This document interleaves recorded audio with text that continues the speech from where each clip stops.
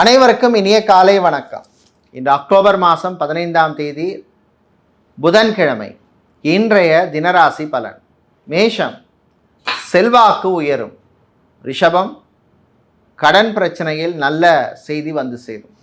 மிதுனம், வீடு கட்டும் முயற்சியில் முன்னேற்றம் உண்டு.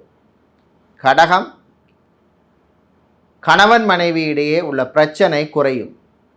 சிம்மம், வியாபாரத்தில் லாபம் உண்டு. கன்னி, பெண்களுக்கு ஆரோக்கியத்தில் முன்னேற்றம் ஏற்படும். துலாம், நண்பர்களால் நன்மை உண்டு.